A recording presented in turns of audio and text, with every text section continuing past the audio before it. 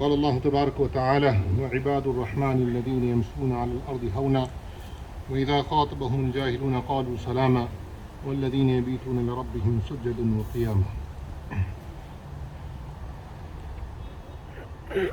My dear brothers, these are some of the ayats from Surah Furqan. Today, when I was looking at some news, there was some news I read which for most of us would be very depressing. The depressing part was that they said that this COVID thing will carry on for at least another year, even after all these vaccines. So he said normality will not come until 23. So then I thought, as we would all think, that how will things become normal? Now we can complain and we can say that this is not right, but who are we going to complain to? To the new president or to the old president? We can't complain to any of them. So who we complain to? We complain to him who has everything in his hand. Allah is the one we complain to. And Allah is telling us, وَعِبَادُ الرَّحْمَنِ الَّذِينَ يَمْشُونَ عَلَى الْأَرْضِ هَوْنًا, that those people who are the Ibadur Rahman, may Allah make us Ibadur Rahman. Ibadur Rahman means that those people who are the slaves of Allah, that everything they do, their whole being is in existence for Allah subhanahu wa ta'ala. That's Ibadur Rahman.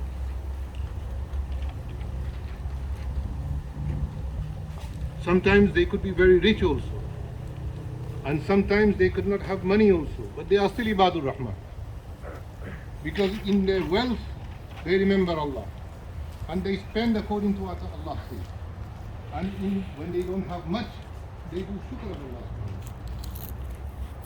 We look in the companions of Rasulullah. Who can be better than Abu Bakr as-Siddiq? He was the richest man in Makkah. Richest man. He was not only the richest man, he was the man who was thought of as the most intellectual person in Makkah. Not only in Makkah, in all of the Arabs. Because when the Arabs used to have a disagreement over something, they used to fight wars over it. Sometimes 60 years, 70 years war, when you find out what they were fighting over, you will laugh. One's dog attacks other's cat, killed the cat, he killed his dog, so he killed him, so he killed him, and from that the war started. And it went on for 60 years. This is how they were. And sometimes they would come to Makkah to get their justice. So the Qazi al-Qudat, the Chief Justice of the Arabs, when nobody could give them justice, they used to sit with Abu Bakr. And Abu Bakr's say was the last say. Whatever Abu Bakr Siddiq radiallahu ta'ala anhu said, there was no justice after that. This was in Jahiliyyah. This is the man who was the Chief Justice of the Arabs. He was the richest man in Makkah, there is no doubt of it. But when Rasulullah sallallahu alaihi wasallam said La ilaha illallah, he accepted it. So he lost all his wealth. He lost his position for a period of time. But then Allah made him Khalifa. Khalifatul Muslimin. Khalifatullahi wa Rasulih. And then there was those who were Sahaba who were poor, like Sayyidina Ali radiallahu anhu. They didn't have much.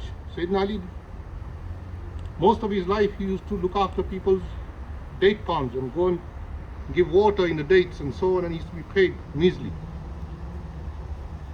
So they were all types of Sahaba, rich and poor, but they were Ibadur Rahman. They believed in Allah, and in whatever status they were in, Sayyidina Uthman, he gave 1,000 horses and camels. And at one time when Medina was in drought, only 2 Sahaba Abdurrahman bin Auf and Sayyidina Uthman radiallahu anhu, they gave so many camels of food that if you lined the camels, they would come from the Red Sea all the way to Medina. 60, 70, 100 miles. Just full of food, just 2 men gave it. So they were Ibadur Rahman. So Allah is saying, وَعِبَادُ الرَّحْمَنِ الَّذِينَ يَمْشُونَ عَلَى الْأَرْضِ هَوْنًا. But when they walked on the foot of the on the earth, they walk with humility. Sayyidina Uthman used to go to the graveyard, to the cemetery, and he would sit down and cry. So somebody asked him, why do you cry so much? He said, if I pass through here, I will pass through the rest. And if I fail here, I will fail in the rest. So my dear brothers, Alhamdulillah, Allah has given us Islam and Deen. And Allah has given us life. No vaccine, nothing can stop if Allah wants to take our life. Yesterday we did 2 janazas. Both brothers died not because of COVID, because of a heart attack. And one brother died within seconds. Somebody he was talking to, he was writing a check. Before he could finish his check came from above. He was checked. It could happen to me, it could happen to you. We all have to go. So we should not become depressed that, oh no, another 2 years, we don't know. In these 2 years, we prove it to Allah that we are His Ibadur Rahman. If we didn't used to make prayer regularly, we start to make prayer regularly. If we are making prayer regularly, we do more effort in our prayer. How many of us are in haram business? Come out of it. Come out of it. We don't know when Malakul Maut will come.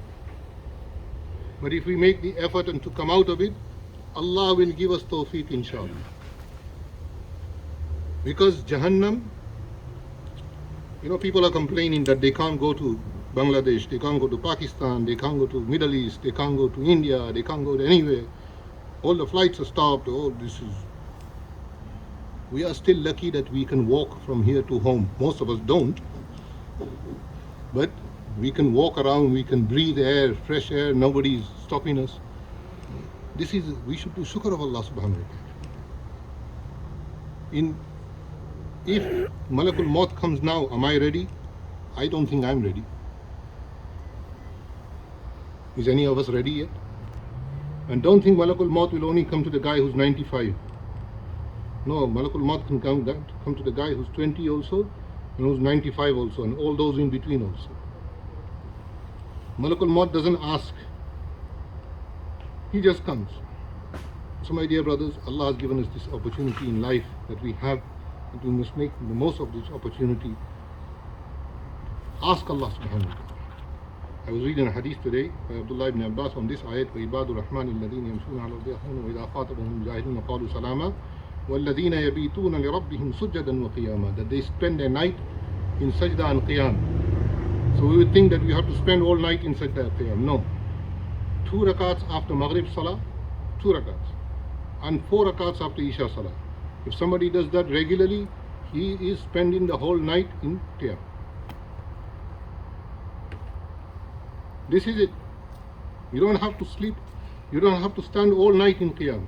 All you got to do is make 2 rakats to Allah after Maghrib Salah and 2 or 4 rakats after Isha Salah. But you have to pray your first Salah. What about the Sunnah? Doesn't matter. The person who's going to do 2 rakats after Maghrib, that's Sunnah. He's going to do 2 rakats after Isha, that's Sunnah. So he's going to do the rest of the Sunnahs also, isn't it? No.